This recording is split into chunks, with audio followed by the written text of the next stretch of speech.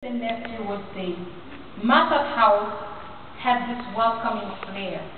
It was always okay to stop by any time, stay as long as you want, and have access to everything that was available, because she made it clear that Martha's house was your house. Her friends would say she was a good listener, and she was trustworthy. Her fellow church members would describe her as dependable. Servicia would say, her neighbors would say she was nice. Rachel would say, you are probably wondering, well, that's everybody else's thought. How about her children? Naomi, Linda, Caleb, and Nasha. How would we describe our mother? I am here to tell you with no reservation and no bias that my mother was unique and mysterious. In the sense that we could never understand why one person could be so beautiful, elegant, loving, nice, caring, fair, wise, respectful, determined, courageous, and so devoted to the Lord. Linda often says, no, you can't say that. Now, when they ask me, I say, I don't know. I do not have time to elaborate on all the adjectives that I have used to describe my mother's personality, but I want to accentuate on her devotion as a mother and her unwavering faith in the Lord. My mother was always there. She made sure that her children's basic needs were met. She helped in any way she could. Sometimes it means to sing the lessons. If you were to ask us, we have a song for every chapter in the history book and the geography book, because Mom would sit there and she will sing it until you know it. She was always alert and ready to discipline. It doesn't matter what is happening in the back. She would just walk in right in the conversation. And when it's necessary, she was disciplined. When it's time to talk, she would reprimand.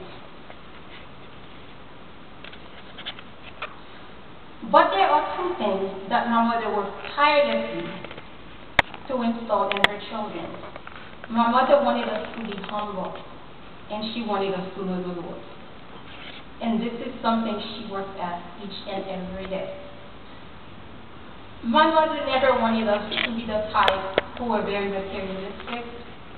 My mother wanted us to treat our neighbors and friends and families as equal, regardless of their walks of life. My mother wanted us to treat each and every day as though they were the same. All we have to do is say thank you to the Lord. I can tell you a short story about my brother. We are still upset with him till this day. One time, it was Easter. If you are raised in Haiti, Good Friday is the day when you eat fish. But my mother never placed any emphasis on a holiday. If it is Christmas, God bless you, you have to eat corn and drink water. Bless the Lord. If you can eat rice and chicken, bless the Lord. My brother made the mistake of saying, today if we do not eat fish, I'm not eating. By then we knew we were in trouble because we were not about to eat fish. My mother stayed true to her spirit. We had corn and we had some salt. And everybody gathered around the table. And my brother knew he had to eat. And we sat there, we ate, we had soda, we praised the Lord. But we had fish the following day. This was to tell you that my mother didn't want to raise any kids who walked through the life thinking that it wasn't okay for the have and the have not. But what she wanted is that each and every day you praise the Lord for being alive. Another thing that my mother cared deeply about is to let us know that there is a God, and He's a faithful God. However, she realized that preaching it wasn't going to get the message through. What she did, she modeled it. Growing up, my mother always had a Bible. She read the Bible, and she read the Bible, and she read the Bible some more. It doesn't matter if you're away, if you call and say, where is mommy? Somebody will say she's reading her Bible. She was always praying. She was always singing. You could tell that something was wrong with Mom depending on the song that she was singing. You know that she had won a bottle depending on the song that she was singing.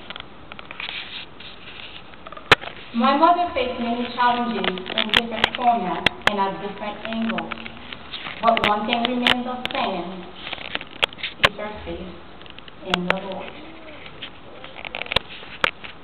For those of you who have been here, if you are a friend of my mother fought for 4 years. She was very sick. She was in a lot of pain.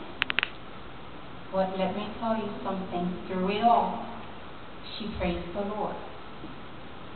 If you wanted to see her smiling, go see her and walk in with a song. Regardless of what the doctor says, regardless of what everybody else thinks, but she always had a song and she was still praising the Lord. Although my mother's back seems short, it is comforting to know that the way she embellishes earned her a ticket to heaven. If you love her, then continue her legacy by adopting some of her qualities. Then you won't have to be concerned about the length of your dash, but its intensity. Mom, we love you. It's good to know where you are, and we hope one day you will meet us.